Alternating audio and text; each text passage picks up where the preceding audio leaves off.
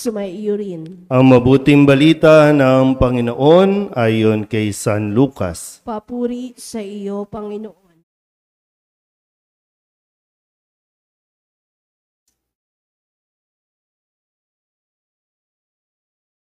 Dumating ang oras ng panganganak ni Elizabeth at nagluwal siya ng isang sanggol na lalaki. Nabalitaan ng kanyang mga kapitbahay at mga kamag-anak na siya'y pinagpala ng Panginoon at nakigalak sila sa kanya. Nang ikawalong araw, dumalo sila sa pagtutuli ng sanggol. Zacarias sana ang ipangangalan sa kanya, gaya ng kanyang ama. Ngunit sinabi ng kanyang ina, hindi, Juan ang ipangangalan sa kanya. Subalit wala isa man sa iyong mga kamag-anak ang may ganyang pangalan, wika nila. Kaya't hinudyatan nila ang kanyang ama at itinanong kung ano ang ibig niyang itawag sa sanggol. Humingi siya ng masusulatan at sumulat ng ganito, Juan ang kanyang pangalan, at namangha silang lahat. Pagdakay nakapagsalita siya at nagpuri sa Diyos. Natakot ang lahat ng kanilang kapitbahay. Ano pat naging usap-usapan sa buong kaburulan ng Judea ang mga bagay na ito. Pinakaisip-isip ito ng lahat ng nakaalam at ang kanilang tanong, magiging ano nga kaya ang batang ito? Sapagkat maliwanag na sumasa kanya ang Panginoon.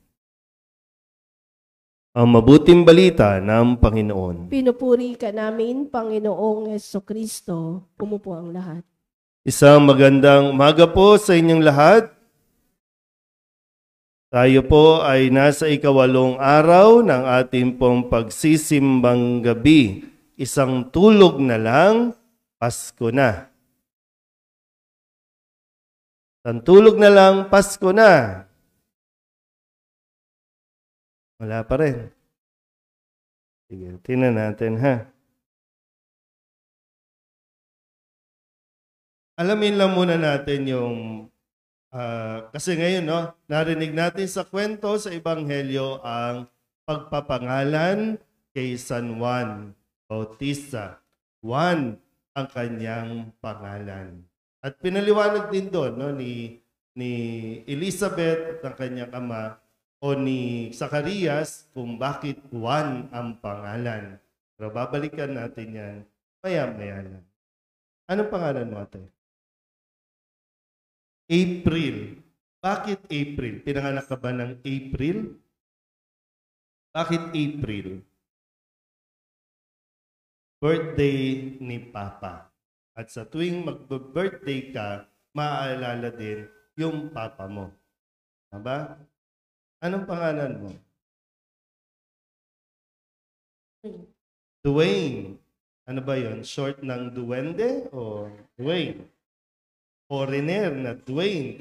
Tinatan. Bakit Dwayne ang pinangalan? Anong kwento ng magulang?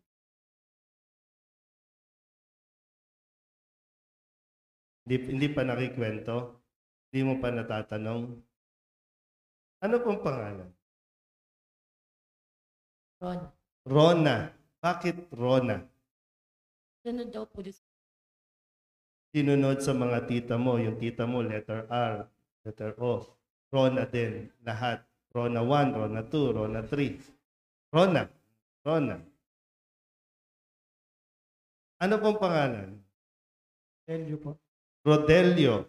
Bakit naman Rodelio? Parang sinunod lang ng magulang namin dahil puro letter. Sinunod ng magulang mo sa pangalan nila dahil lahat sila letter R. Ganun yung ano, no? Kayo po? Flora. Flora? Shona? Flora. Bakit po Flora? Bulaklak.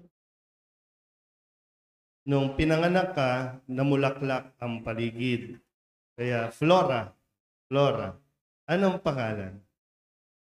Jojo po. Jojo. Bakit naman Jojo? Sinunod po dun sa panganay na anak ng lolo ko na junior, kaya po Jojo. Pinangalan Junior, kaya Jojo. Maaga namatay yung uncle mo, kaya ipinangalan ka doon, Jojo, yung nickname. Kaya sa tuwing nandiyan ka, naalala nila yung tito mong namatay. Buhay na buhay sa iyo, no? Ano pong pangalan? Bubot po. Ha? Bubot. Bubot. Bubot. Bakit daw? Yung totoong pangalan niya na, Bubot. Ano? Alayaw. Yung totoong pangalan. Sita. From Carmencita, ang tawag sa iyo ngayon, Bubot. Palayaw, Bubot. Minsan nakakatawa din, no? Ang ganda-ganda ng pangalan natin. Tapos yung Palayaw, ang layo doon sa pinaka-pangalan, no? Bakit daw Carmencita ang pinangalan? Wala po, sinunod lang sa nanay ko. Sinunod sa pangalan ng nanay at tatay. Kayo po. Rosario. Rosario. October ka. Ferrari po. February. Bakit to Rosario sa buwan ng February? Bakit Rosario po? Inanuno lang po sa rosary. Anong pinanganak ka? Hawak yung rosary, no? Anong papangalan natin? Nagdidelirio pa yung nanay, di ba, no? Anong pangalan ng bata? Rosario. Tayo po, ano pong pangalan? Edes. Mercedes. Bakit daw Mercedes? Po alam. Niyo alam, pangarap ng tatay niyo magkaroon ng Mercedes? Hindi alam. Ano pong pangalan? Mayet po. Mayet. Mayet. Bakit daw Mayet? Ayaw ko lang yung father. Yung totoong pangalan, Mape po. Mape, yung subject, Mape. Unang Maria. Maria Pe. Mape. Alam ko yung Mape, yung subject, yung Mape. M-A-P-E, no? Kayo po. Maria Merna.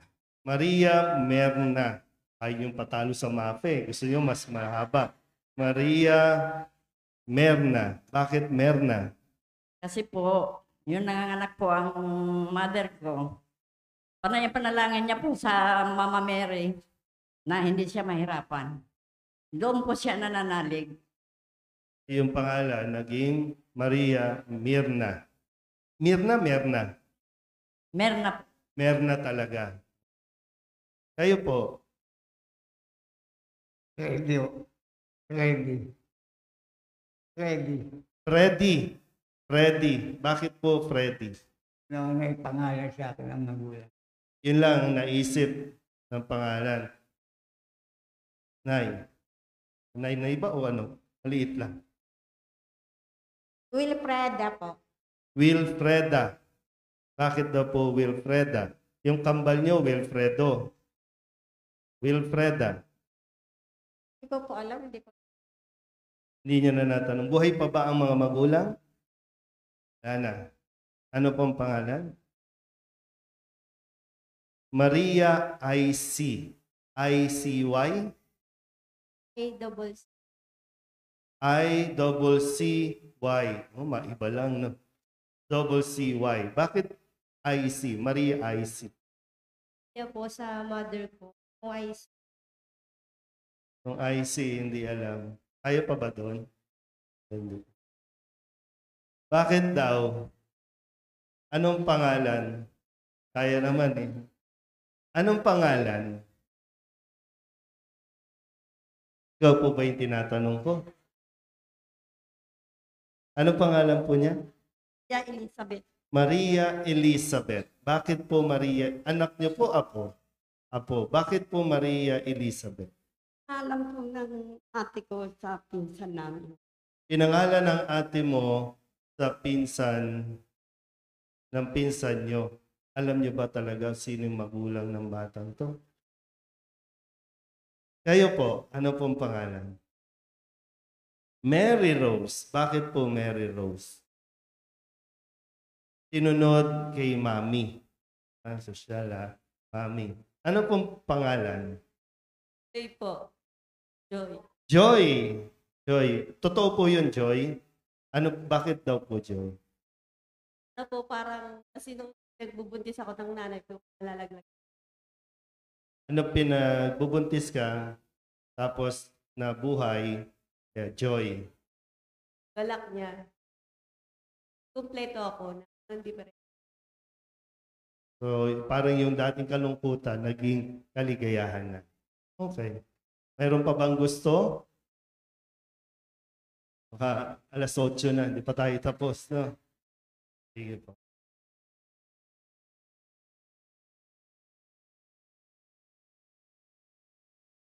Kayo po, gusto nyo?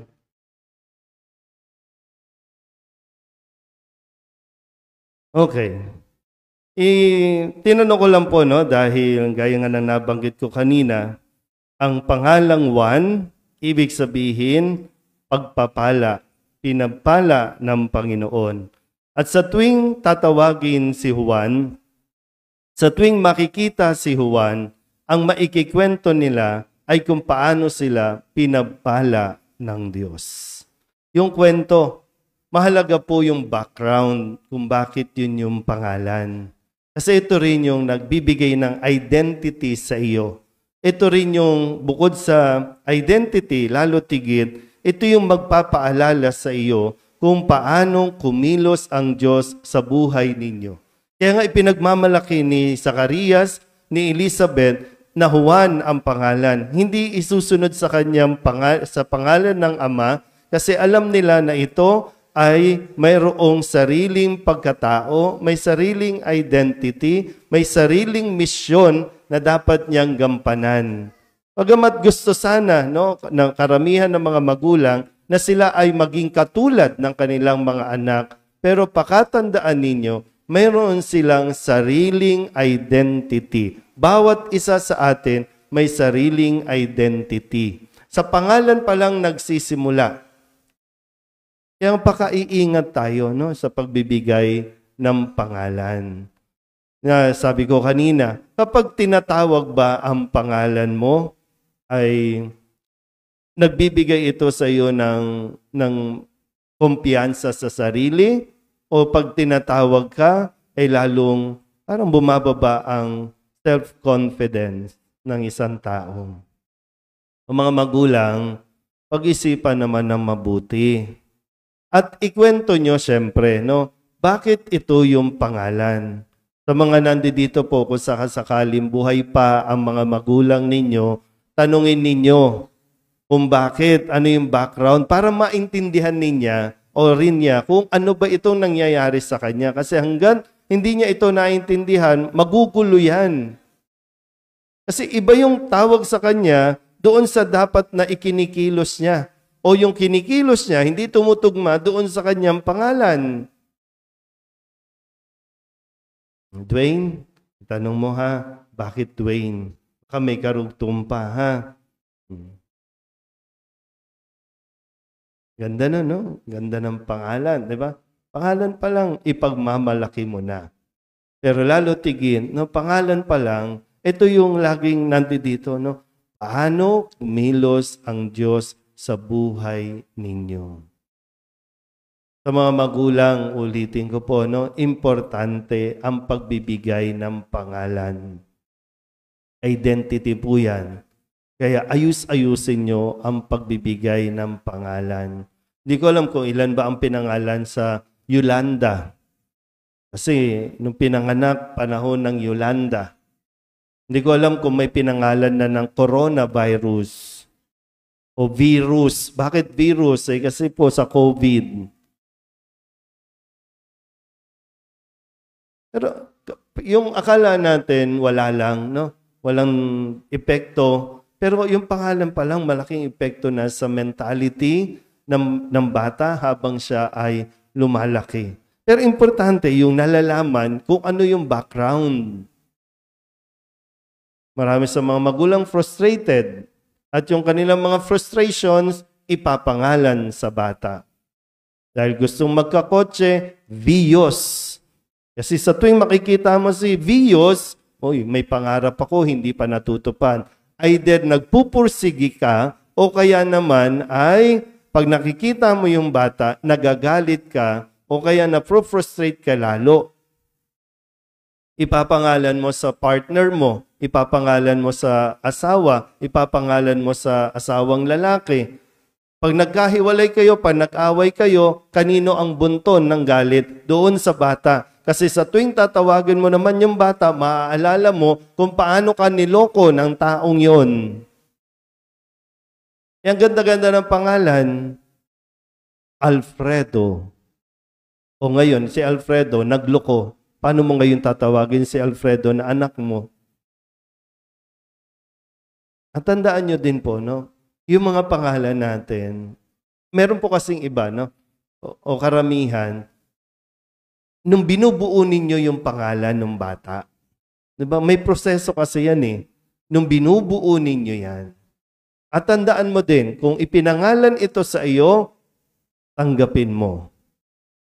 Bunga yan ng kanilang pagmamahalan. Bunga yan ng kanilang respeto sa isang tao.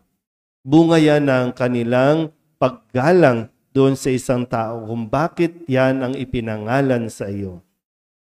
Ngayon kasi parang bahagi ng kalayaan natin, hindi ko alam, ilan ba sa inyo ang gustong palitan ng kanyang pangalan? Kung may pera lang, no? Kasi ngayon pwede mo nang baguhin eh. Kung may pera ka, pumunta ka sa lawyer, kung magpetisyon ka, ayoko po nang ipinangalan sa akin ng magulang ko. Ito po ang gusto kong pangalan. Kung ano ang nakasulat, no? Sa birth certificate. Lala ko tuloy yung birth certificate ko, no? Ang hirap ayusin ng pangalan ko, no? Kasi unang-una yung birth certificate ko, walang pangalan. Sumunod na inayos ko, wala akong kasarian. No? Pwede pala akong LGBTQIA++, no? Kasi di ba pagkukuha ka, kasi document yan eh. Kasi yan yung pagkakakilala mo eh. Nung may pangalan na, wrong spelling naman yung pangalan. Ba ito? Ayus-ayusin ninyo, no? Kaya minsan pag nagpapabinyag tayo, yung mga staff natin, talagang binubusisi. Kasi magpapangalan ka, ikaw mismo hindi mo alam ang spelling ng pangalan. Wala lang. Makiuso lang, makiganda lang. Iba, nagpapangalan, tinamad lang. Ito na lang po. Mahalaga yung pangalan mo. Mahalaga po ang pangalan na ibinibigay sa atin. Kaya yung sa pangalan pa lang, mapapasabi ka na, magiging ano kaya ang batang ito? Si Dwayne. Magiging ano kaya si Dwayne paglaki? Magiging pari kaya si Dwayne? Diba? Nakakalungkot minsan, may pangalan, no? May pangalan ka naman talaga kung ano yung tunay mong pangalan. Pero papangalanan ka pa ng mismong pamilya, mismong magulang, base sa iyong kaanyuan, base sa iyong physical na feature. Dahil may balat ka, pangalan mo, balat. Dahil duling ka, ang pangalan mo, double. Dahil mataba ka, ang pangalan mo, chubby. Sa kulay, nog-nog, negro.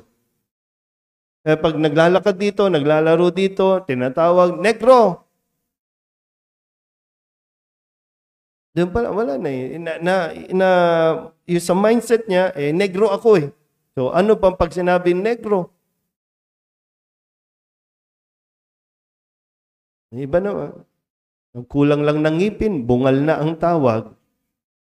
Lalong-lalo na po, mga magulang, ha? Huwag niyong tatawagin ang inyong mga anak ng kung anumang mga mura. Tawagin niyo sa kalye, oy, GAGO, pasok. Yun ba yung nasa birth certificate niya? Gago ba yung nakalagay doon? Kala natin wala lang, pero seryosong usapin ang pagpapangalan sa atin. Yan ay hindi lang basta pangalan mo, karugtong yan ng kwento ng buhay ng mga magulang mo kung paano sila kumilos, kung paano sila sinamahan ng Diyos. Kaya pahalagahan mo din, ha? At ipakilala mo din sa pamamagitan ng ating mga pangalan, lalo tigin ang nagbigay sa atin ng buhay, ang Diyos. Banggitin nyo nga po yung tunay ninyong pangalan. Sabay-sabay po tayo. Yung totoong pangalan, ha? 1, 2, go. Douglas. Ang haba nung sa inyo, no? Sana po, no? Be proud.